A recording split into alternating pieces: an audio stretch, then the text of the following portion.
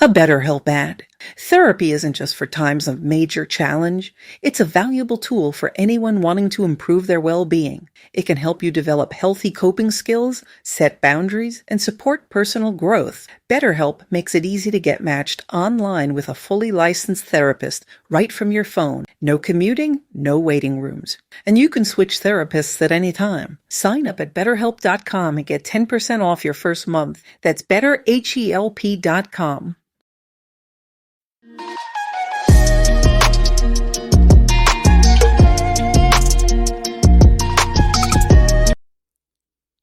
Hey guys, welcome to You the Boss podcast, episode 2. I'm your host, Pam. Today we're going to be talking about comparison is a thief of joy. But before we jump into that, I do want to say happy Women's History Month, happy March 1st. You're probably wondering what Women's History Month is or why we have one. And to be honest with you, I've been doing the same. So I decided to do a little bit of research as to why we have Women's History Month. And Women's History Month is a month declared in America to the women who have achieved and have contributed to the different fields throughout American history. And I thought that was pretty cool, to think of the different women that we have just kind of have paved the way for me to even be on this microphone right now, for you to be even listening to this, for our mothers to have jobs, for our aunts to be able to be who they are, so I thought that was pretty cool. So let's dive right in to our topic today. I've really been sitting on this topic. I've really been thinking about it. I do a lot of reflecting all the time, and if you follow me on social media, you know that I've for some time I do a lot of reading. Some of it is just stories, and some of it is also like personal growth and just kind of dabbling into that scenario. And I've really been thinking about comparison and kind of the different things that does to our daily lives. So when I say comparison is a thief of joy, I'm going to break that down in a couple of different ways. And, sometimes you'll have two apples and you want to choose the one that's like the sweetest, that's going to hit the spot, right? And then you kind of find yourself in a position, I guess you could say, where, you're not sure which apple is better. So you're comparing them, right? You have like two red delicious apples and you're holding them and you're like, which one is it? And you're like kind of squeezing it a little bit to see which one's softer, which one's harder, feeling the texture. And like that kind of comparison is an everyday thing, right? Like you're trying to make the best choice for what you want in that moment for your snack, But the kind of comparison that I'm really talking about is kind of the society driven comparison. We, from the time that we're very small, we're in a competitive mode. If you've ever played Little League, or if you've ever had siblings at home, you're comparing yourself to saying like, well, I have to be better than my older brother, or I have to be better than, that cousin or that part of the family, because, there's this level of expectation, right? And in some ways, comparison can be good, which we will dive into that. But right now specifically, it actually kind of puts us in a position of taking away from some of the things that are joyful for us. For example, if you've ever gone on a fitness journey, or you just wanted to lose a couple of pounds and you felt good about sharing your workout about a week in a row, where every day you went to the gym 5:30 a.m. and you were really in your routine, and you just wanted to share it with your Instagram, because now with social media, we're able to be connected with our cousins who are in DR, our cousins who are in Spain, and we're able to really cross connect that way. So you just wanted to share your workout. And then somebody comments to you and says like, wow, that was, your workout was great. And you're like, oh, thanks. And you're feeling good about yourself. And you're like, you know what? I want to continue to do that. I want to post my workouts. I want to kind of motivate somebody else. Like, I want to share that vibe that I'm in right now. And then, you start to like see other trainers. You start to see people kind of coming up on your Instagram feed, right? Because that's how that algorithm works and all that kind of thing. And now you're seeing all of these different trainers come on, and you start to compare yourself, and you're like, maybe I shouldn't share my workouts. Maybe, I'm not trying to be a fitness trainer. Maybe I won't share it because that's not what I want my Instagram to be about. And now it's taking the joy out of you just sharing something that you wanted to share. You weren't trying to monetize it. You weren't trying to dive into that influencer world. You were just trying to share your workouts and like be somebody for your followers, for your friends, for your family. And now you've kind of taken that joy out of it because you were comparing yourself to being like, well, I'm not trying to be a trainer, or I don't look like that, or, what are people going to think?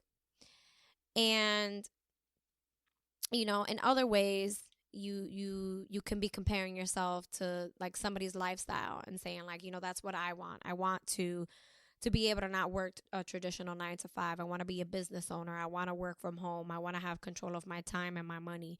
I want to be able to be a stay-at-home mom. I want to homeschool my kids up until the 5th grade, like those different things. And then you'll run into someone who has that, who is that, who has, they have a successful marriage and they run a business together and this is what they do.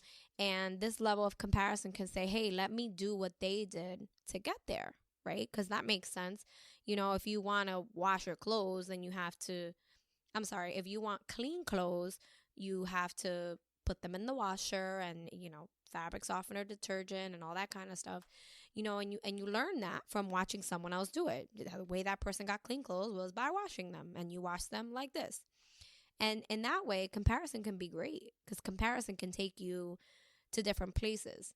Comparison can build a dream for you. It can build you to say, hey, like this is what I want to do.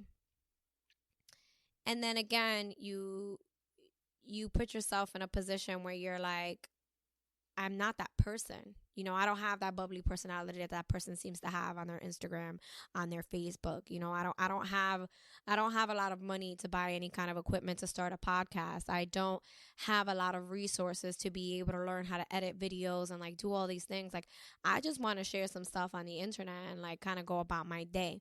But because you're comparing yourself to what you see, now you're in this like eternal hole of comparing yourself constantly, of always almost like you're never happy with what you have because you're looking at someone else's plate.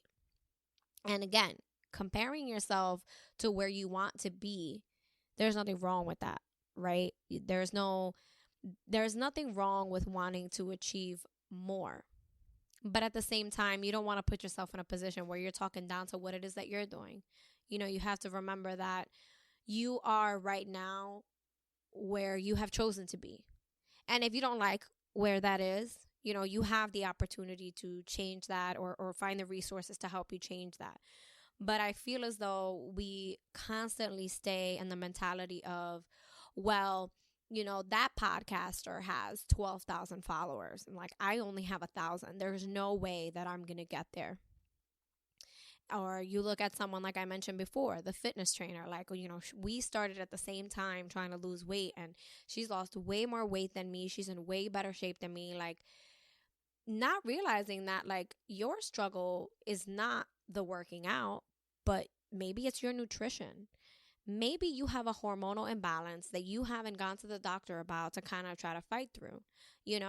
There's so many different variables when it comes to comparison, and we play this trick on ourselves where we're constantly saying, oh, well, that person this, and like they've done this, and I'm not there. That's not what I've done. That's not my personality. I hear that a lot.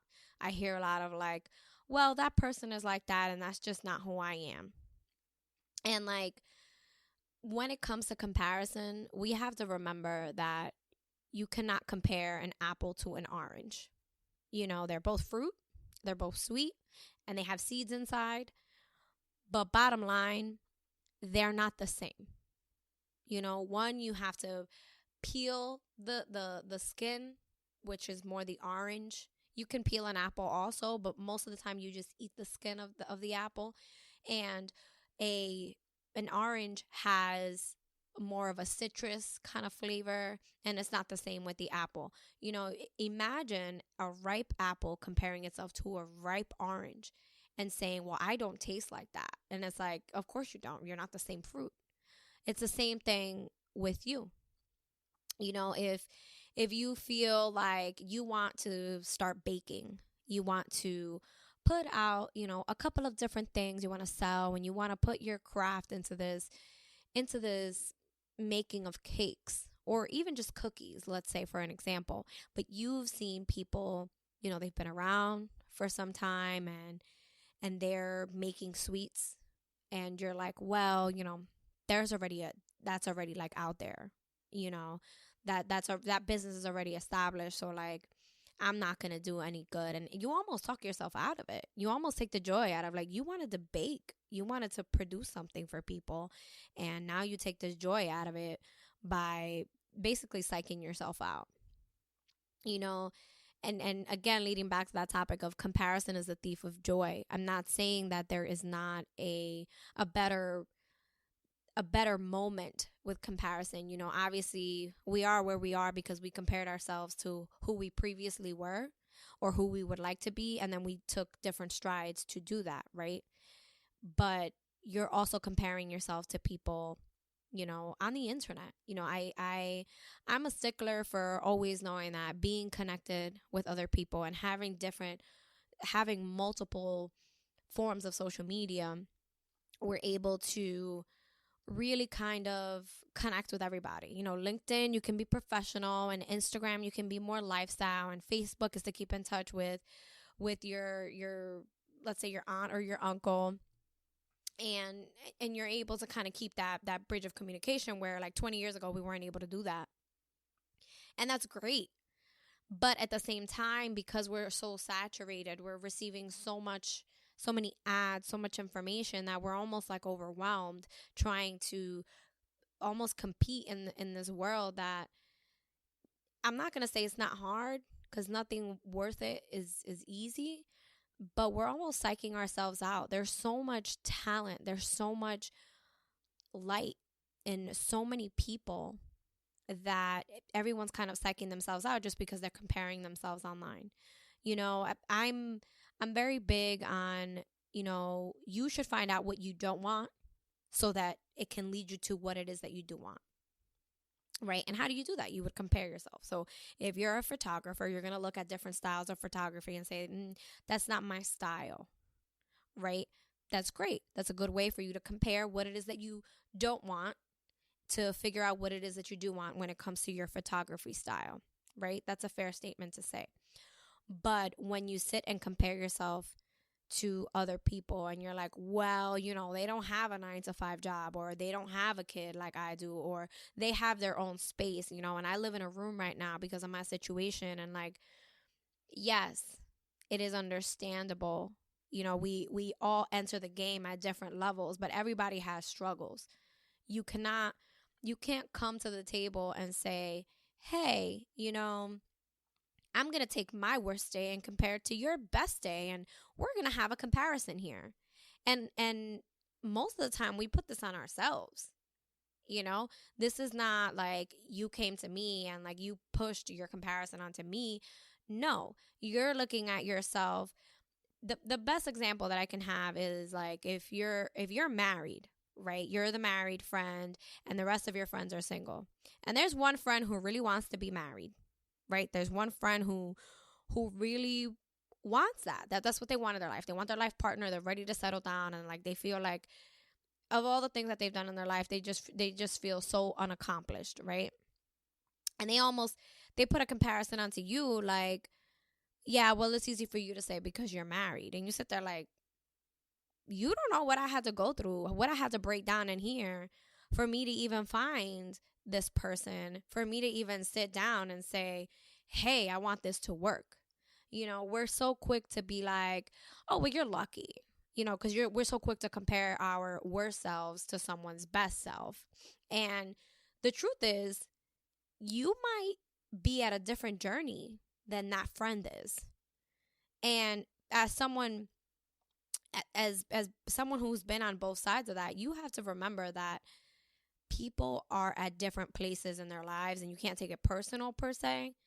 But you also have to put yourself in a position when you're comparing your worst day to someone's best day, that first you need to find the joy in every bad day. Like I say, you need to find the sugar and the salt, or, you need to find the needle in the haystack.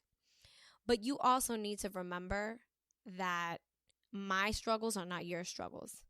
I don't know what you're going through right now as you're watching this, whether we are close friends or we're just friends on social media. I don't know what you're going through.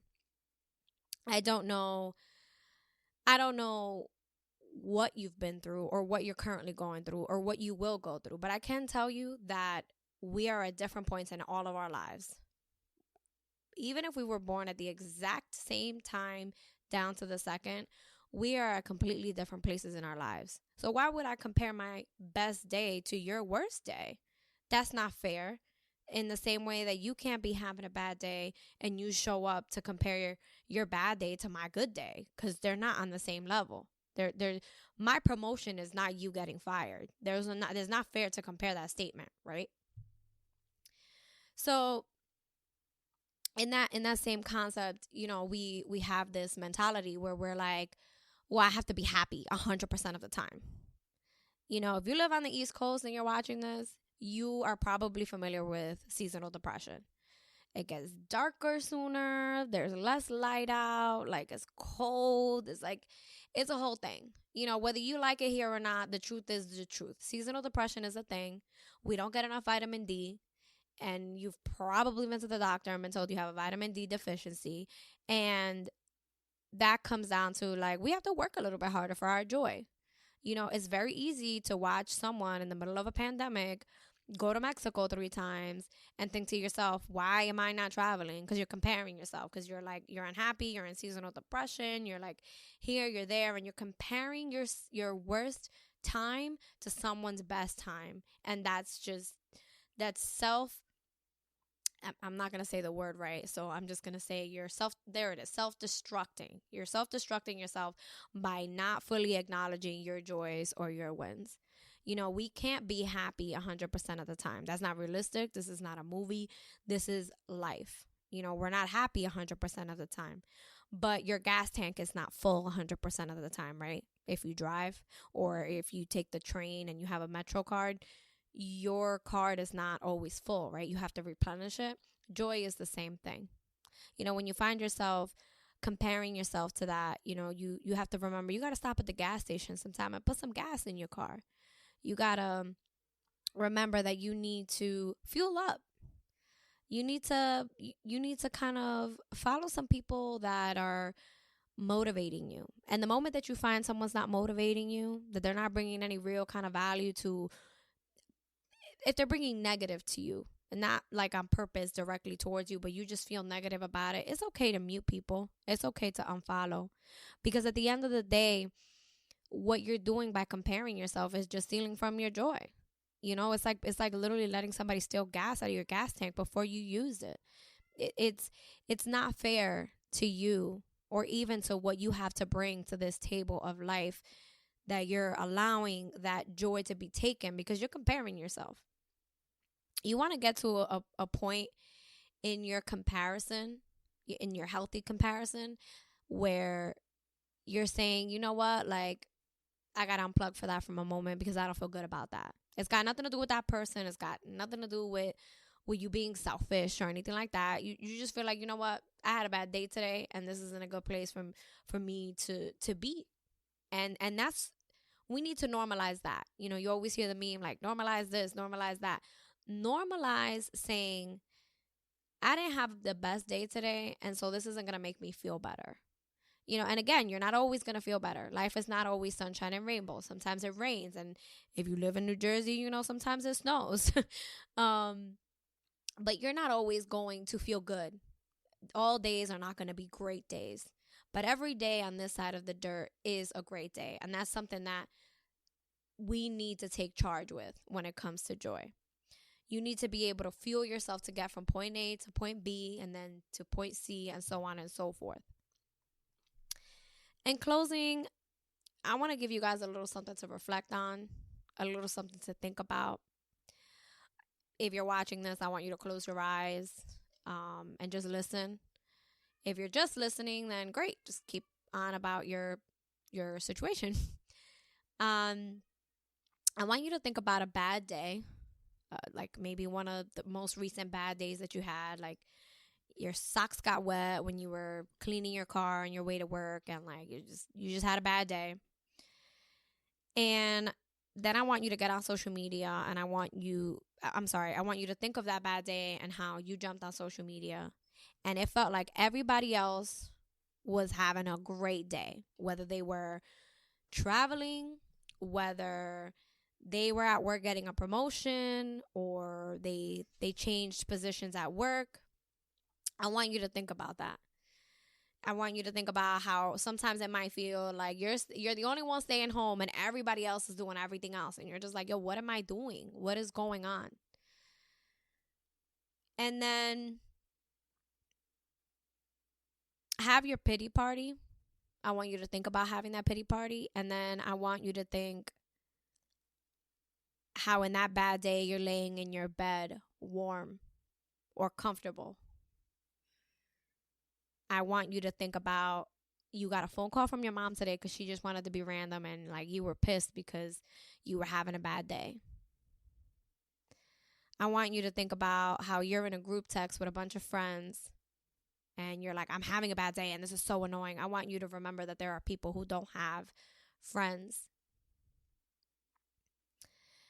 As cliche as it's going to sound, find the joy in the breath in your lungs. It's not easy. I'm speaking to you from a point of coming out at the other end of my own kind of struggles. But I want you to find joy in knowing that you survived today, that you've never lost the battle to a bad day. And a bad day really doesn't mean a bad life. Thank you for listening. Stay tuned for another episode of You the Boss podcast next week.